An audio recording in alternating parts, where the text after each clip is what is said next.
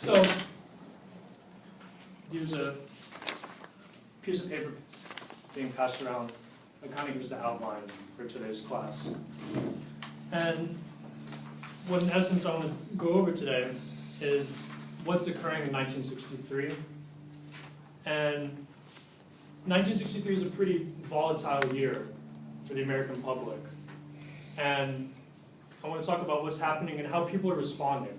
Because as we kind of heard, excerpt 1 sounds incredibly different from excerpt 2, yet they're both commenting on the same specific period and specific occurrence in 1963. And the differences aren't unique to the music, and we'll talk about how people are kind of talking about how to respond and how to act in different ways in 1963, and how do you actually recover from a church bombing that kills 4 innocent girls that are just at Sunday school. And then we'll kind of talk about what makes each of these songs unique and what they, and their effect on us with an A. So as I mentioned, 1963 is a really volatile year in American history. And you can see on the outline, beginning in April and May, there's a series of protests in Birmingham, Alabama, led by Dr. Martin Luther King, called Project C. And some of you may be aware of this already because it's really prolific, because if you refer to the picture in the top right-hand corner, the police actually used fire hoses and attack dogs to quell protesters. And so it was a very public protest and had a lot of implications for the American viewer who were being able to see these protests live. Later that summer, a activist for the NAACP was shot and killed outside of his house in Jackson, Mississippi by members of the KKK. In August 27th, that's when Martin Luther King Jr. had his famous I Have a Dream speech and his March on Washington. The 16th Street Baptist Church bombing occurred just a couple of days after that, a couple of weeks. And then finally, to cap off a really extreme 1964, John F. Kennedy was murdered in Dallas. And so this is very hectic for the American people. And so what I want to ask is, how are they responding to this? And especially in the context of the civil rights movement. And so there are 2 trajectories that people talk about when they talk about the civil rights movement. One is passive resistance. Everybody tell me, it can be vague. Passive resistance. It doesn't have to be related to the American civil rights movement, but anybody have an idea what that is? Expressing opposition without using violence. Great. Art So, or I'm sorry? through art? Through art, yes. Through any means other than violence. And so we get a really good example of that in the quote. Does someone mind reading us the quote? Right there under passive resistance. Yes, Joe. Do not seek revenge against those who are guilty, but find our refuge in love, in the words of Paul. Keep cool heads. We cannot win freedom with violence. Right. So that's kind of passive resistance in a nutshell. And that was spoken by the 2 reverends, Birmingham, Alabama reverends, who gave the funeral for one of the deceased girls. At the same time, in 1963, there's also discourse about another tactic that people want to use to kind of respond to this violence and this chaos, and that's armed self-defense. And so, does someone mind reading me the quote under armed self-defense? All we have is rocks, but we intend to use them. You saw what happened to us when we tried to peaceful protest. We were attacked by police, bitten by dogs, and thrown into jail. Great. So that's by a Birmingham, Alabama youth who's responding not only to the Birmingham bombing, but also to Project C, when being shot with fire hoses and being under the attack of police dogs. And so what we can see in these two songs is essentially a microcosm of those two ideas. And so I want to talk about Mississippi Goddamn first. For no particular reason, but just because. So, Mississippi Goddamn was written by Nina Simone in 1963 in response to the Birmingham bombing, and she performed it live for the first time. It debuted at Carnegie Hall in 1964, where it's on that record, Nina Simone in concert. And Nina Simone was born in North Carolina, and she was an incredibly gifted classical pianist.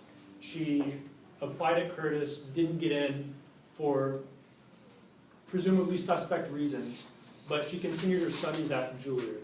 And she, she's incredibly influenced by Bach, and she's incredibly competent at the piano. But to pay for her music lessons, she began singing pop songs. So, Please Don't Let Me Be Misunderstood. She sings Porgy and Bess. She sings songs to pay her way to become a concert pianist.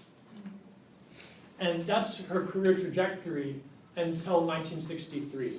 And particularly, two events really changed her artistic career. And you get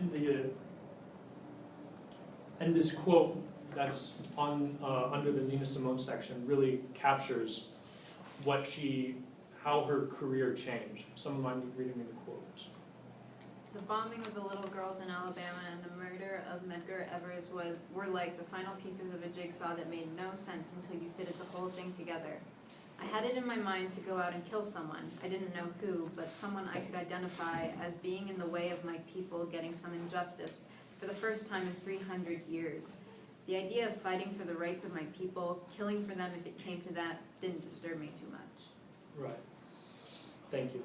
So she actually heard about the news on the radio, and her first instinct was to run to her shed, and her husband's at the time was a policeman.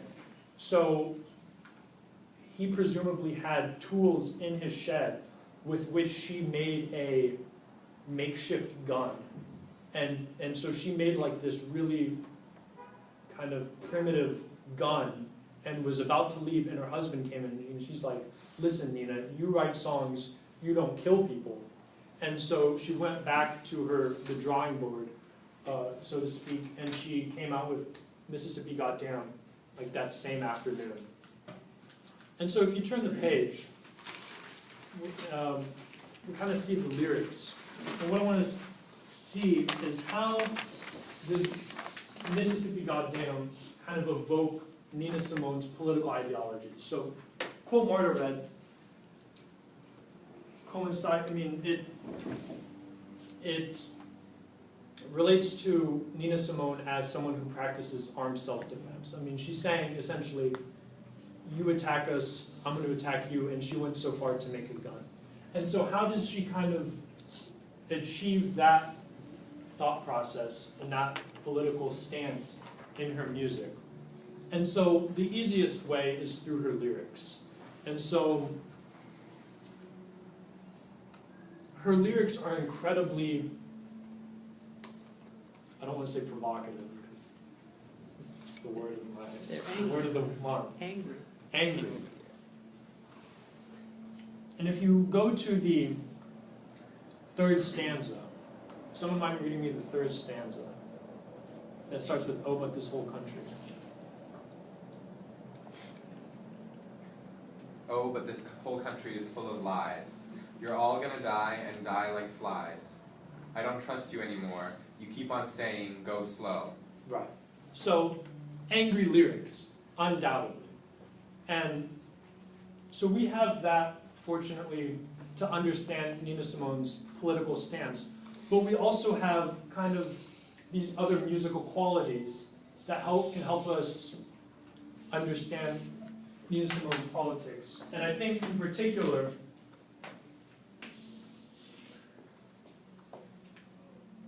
that idea, especially when compared to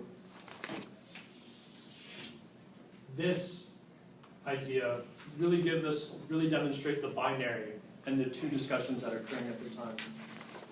So how I interpret Nina Simone is that,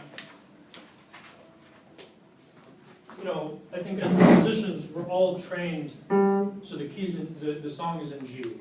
So we're all trained to be really upset when I don't play, right?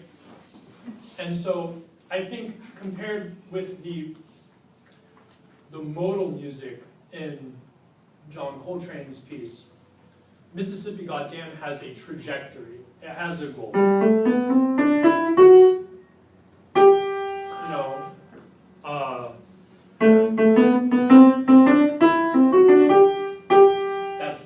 That everybody knows about. That's the melodic line. And so she's really rooted in kind of this telos, in kind of functional harmony, and that 5 goes to 1, and there's a goal. And this is really kind of the rhetoric that that people that promote armed self-defense are talking about. They're like, listen, we need a goal. What we're doing now is not working, and we need to be a bit more active. And we need to start, I don't know if it's throwing rocks back at the police or going to make your own makeshift gun, but we need to have some sort of finality and trajectory that is currently lacking in our movement. But John Coltrane proposes a different alternative. And so we're going to switch to talking about John Coltrane, and we're going to compare the two. So John Coltrane's also born in North Carolina and grew up with religious roots at a Baptist church. And he plays with Miles Davis, and he moves to Philadelphia. And in Philadelphia, he gets really into religions outside of Christianity. He still carries around his book of Negro spirituals in the Bible, but he's influenced by Hinduism, Buddhism, a particular version of Islam that's not Islam of Malcolm X, but a more spiritual, Sufi, mystical, kind of nebulous type of Islam that's unique to India.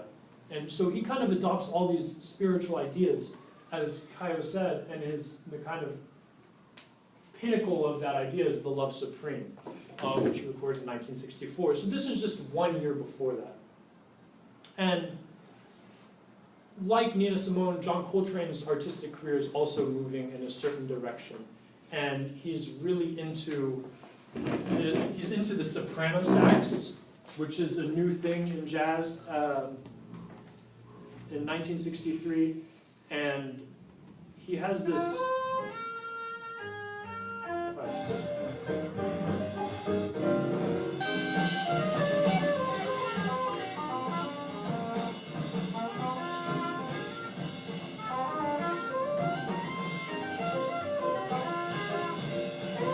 So this is what John Coltrane 1962, 1963 sounds like. And, some people in music criticism, they called it like wash of sound. That was what the type of aesthetic they thought John Coltrane was doing. Because he had the soprano sax, and he would just kind of arpeggiate scales, and it was kind of the precursor to free jazz, if you can imagine that. But Alabama doesn't sound like that, and he reverts back to the tenor sax, and it's a different sound altogether. And we can definitely see how the Birmingham bombing influenced him as a musician, just like it did Nina Simone. So can somebody read us the quote under the influence of Birmingham bombing? Yes. Coltrane was very conscious of what was happening when those girls were murdered in the bombing of Alabama. He was incensed. We talked about that. And for this to happen in a house of God, and people were there worshiping God, and for people to bomb a church like that, he said, that's reprehensible. I'm livid with the hate that can happen in this country. What does livid mean? Just anything incredible. Yeah. So the quote is by a jazz bassist in his interactions with Coltrane. So just like Nina Simone, Coltrane shares the same amount of anger and frustration with the events, but his music manifests itself in a different way. And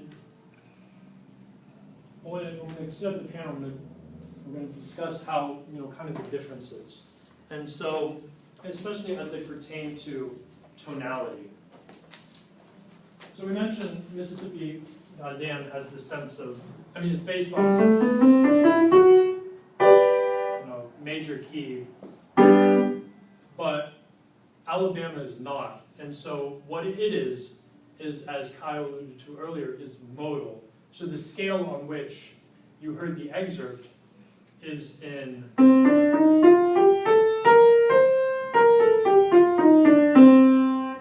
which to me doesn't sound like it has, when you reach the top of the scale, I don't feel a sense of closure. I don't know how anybody else feels. Does anybody disagree, agree?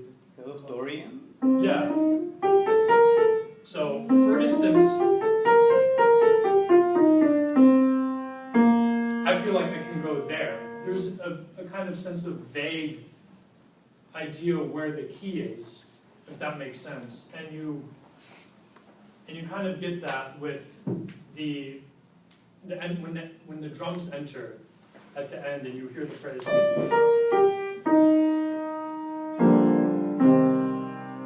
guys remember that part. That's the cadence, but I think it has a different effect on me than, right? Does everybody else feel that way? Yeah. And so, what I want to suggest is that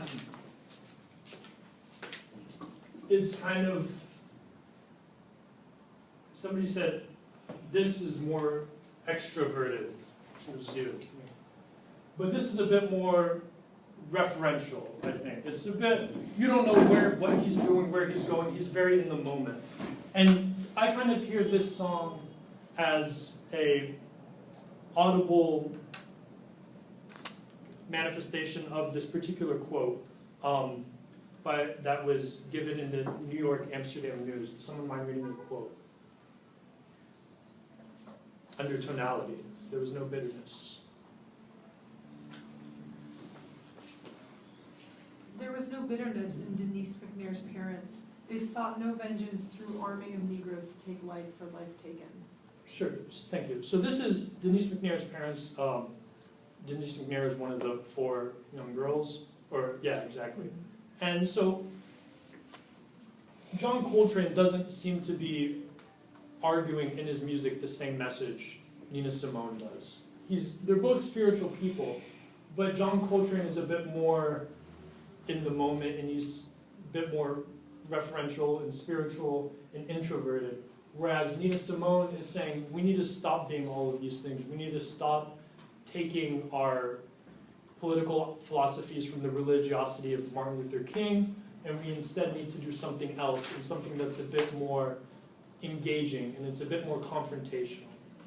And so to conclude, you have kind of the conclusion written out, but I will kind of read it verbatim, is that Mississippi Goddam and Alabama represent 2 different political tactics practiced by civil rights activists in 1963. The former evokes the philosophies of armed self-defense, while the latter, passive resistance. Each song's lyrics, or in Alabama's case, lack thereof, tempo, tonality, instrumentation, among other things, can have an effect on the listener as they try to understand a particular point in the civil rights movement within the context of the United States in 1963. So that's it for this one.